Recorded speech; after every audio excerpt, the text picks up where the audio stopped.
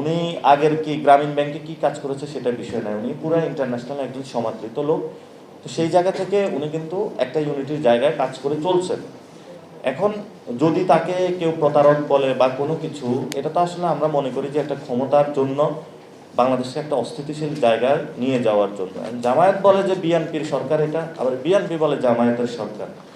সরকার আছে একটা বিপদে, যে আসলে সে কার সে পরিচয় তার নাই এখন।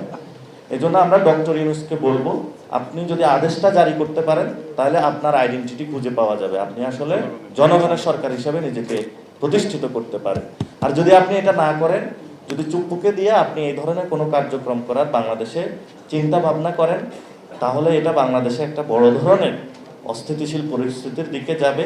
আমরা কিন্তু চুপ্পুর হাত দিয়ে বাংলাদেশের এই জুলাই সনদ, পবিত্র সনদের সাইনটা মেনে নিব না। এবং সেই সময় চুপ্পু যদি এই সাইন হয়, তাহলে চুপ্পু বঙ্গভবনে থাকতে পারবে কিনা সেটাও আমরা নিশ্চয়তা বিধান করতে পারবে না। আপনি এই ধরনের আগুন নিয়ে খেলা করবেন না। ভালোভাবে আছেন, ভালোভাবে বিদায় নেন। আমরাও আপনাকে সম্মান করি, আমরা আপনাকে নিয়ে এসেছি, আপনি কাজ করেছেন। এখন আমরা একটা নির্বাচন ফেজে চলে যেতে চাই। নির্বাচনের মধ্য দিয়ে পিপল যাকেই ভোট দেয়, এটা জামায়াত ইসলামীকে দেখ, এনসিপিকে দেখ, খেলাফত মজলিসকে দেখ, ইসলামী আন্দোলনকে দেখ, বিএনপি দেখ, আমরা একটা পর্যায়ের মধ্য দিয়ে আমরা গণতান্ত্রিক ওয়েতে যাই।